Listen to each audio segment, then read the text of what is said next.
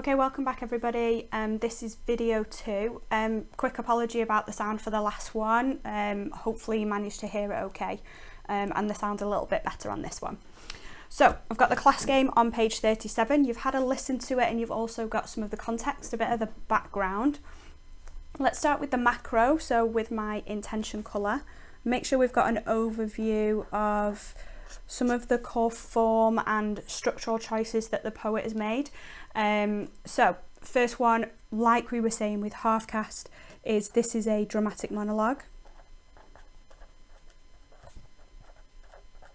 And remember, a dramatic monologue is one speaker's thoughts and feelings, and you can see that's presented here through one stanza, almost like an outpouring of her thoughts, her feelings and her frustrations. So I'm going to put that as my inference, like an outpouring.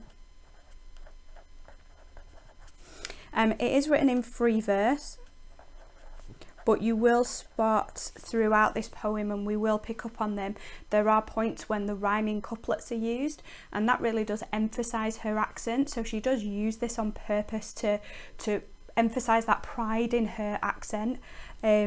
And we can see that as well. So I'm not going to put rhyming couplets here because it's not used throughout, but we really do see that through her colloquial language. So that's slang, like mate is a slang word for friend. So there's colloquial language used throughout.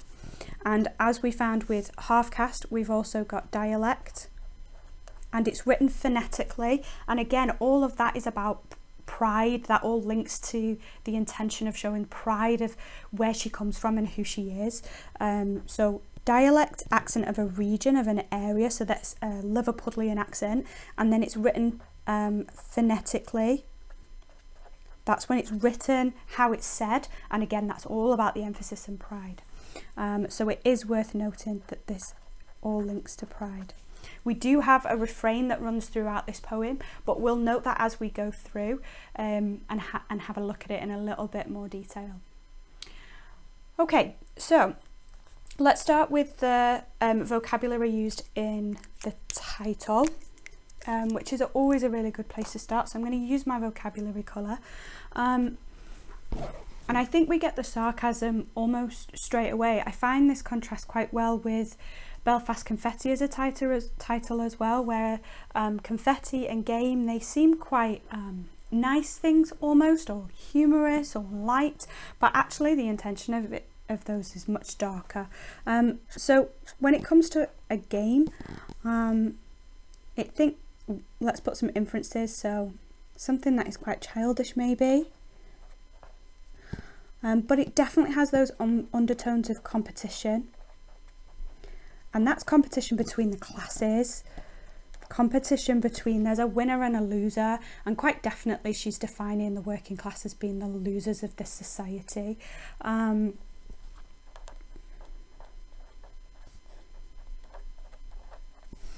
Obviously we're talking about the class game, which is the topic of the poem, and specifically this is about the English class system. So this is the English class system all the way back from Victorian times, which, you know, you have studied when you've looked at Jekyll and Hyde and Inspector Call. So you're really aware of how structured the class system used to be, and you could definitely argue that it's really relevant today as well. And the fact that we've got this definite article, not a, which is an indefinite article.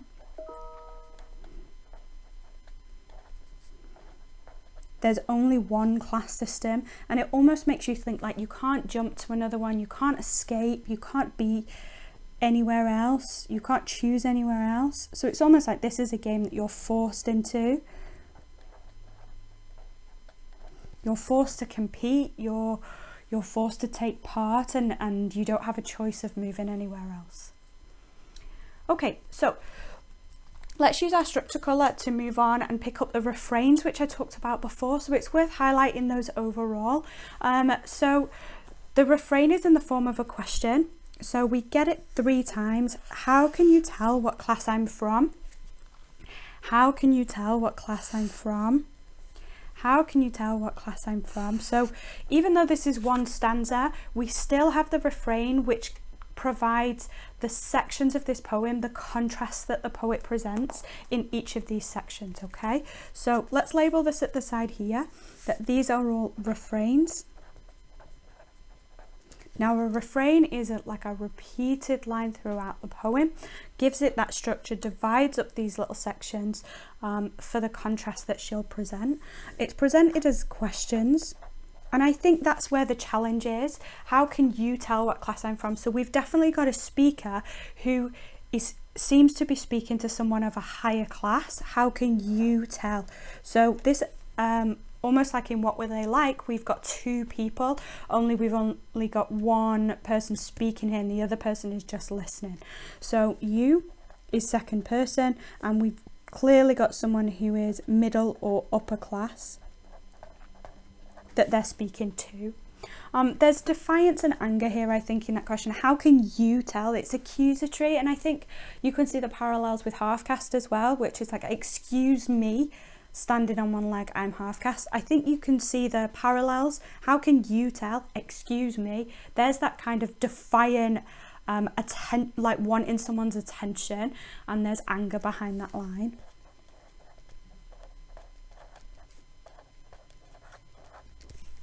Okay, so the challenge is there as well, isn't there?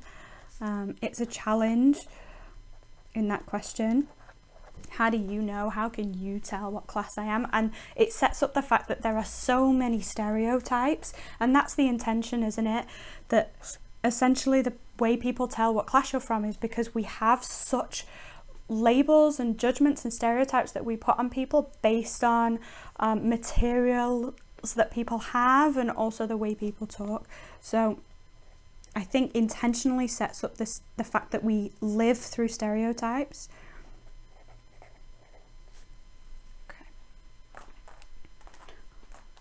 Okay, so let's have a look at the first section, which provides this contrast. So all the way through this poem, she purposely sets up contrast, emphasising kind of working class versus middle and upper class way of life. And the first one here is about the way people talk. So she purposely juxtaposes, puts next to, contrasts these. And I'm going to use my imagery colour, because despite it not being a simile or a metaphor or personification, it's still a clear image that is being used in the poem, and I want to make sure I can spot those. So the first contrast that she sets up is about the way people talk. So I can talk posh like some with an ollie in me mouth, down me nose, wear an hat, not a scarf, with me second-hand clothes. Okay, so we've got with an ollie in me mouth. So talking posh is the first one. And you can see very particularly here that she chooses to use this dialect. So the image is about speech,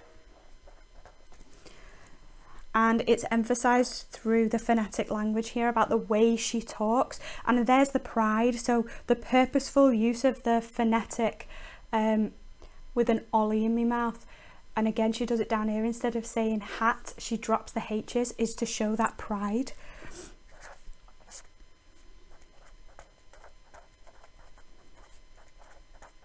I'm proud that I have a Liverpudlian accent, is what the speaker is saying there, by purposely using the dialect and presenting that phonetically.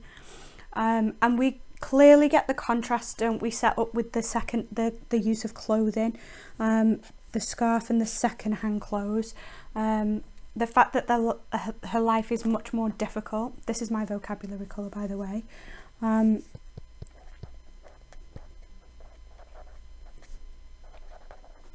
But the second-hand clothes, that obviously this is setting up the difference between upper and lower class, that they don't have everything that is brand new. And it's interesting that it's juxtaposed with how they're viewed. People look down their nose. Okay, look down me nose. Okay, when someone looks down their nose, that's like an idiom for someone looking down on you, patronising you, criticising you.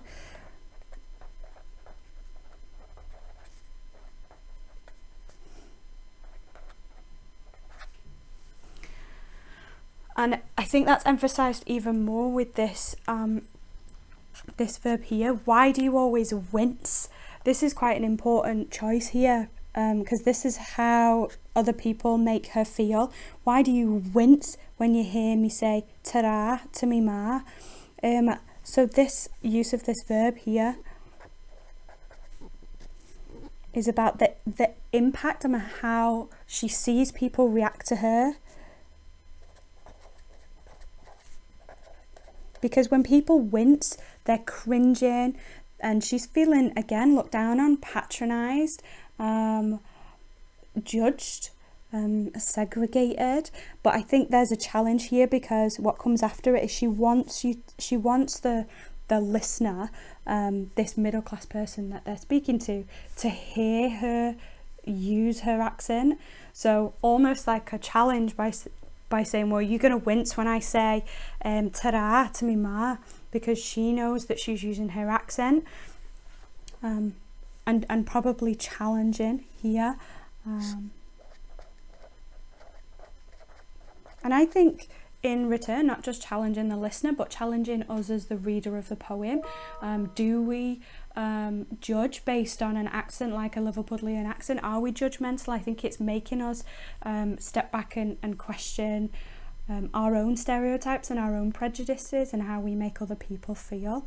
And this is where I was saying before as well, and I'm just gonna highlight it, because I said before that there's that not the intention is not to judge, but I think here potentially she's judging the middle and upper class, because this is RP, which is received pronunciation, which is kind of like the standard English way of talking. But how many middle and upper class people do you know that says bye mummy dear? So she is being judgmental there about middle and upper class people, and it's up to you how you want to see that, whether she is challenging back, stereotyping back, or there's a recognition that because of this class system, that this is what is perpetuated, that idea that everybody is judging everybody else, and it's competitive, and it's not cooperative. It's more about getting one up on each other. So I'm going to put that she's judging here. And is that a comment on society? I might use my intention colour there. Is that a comment on the class system?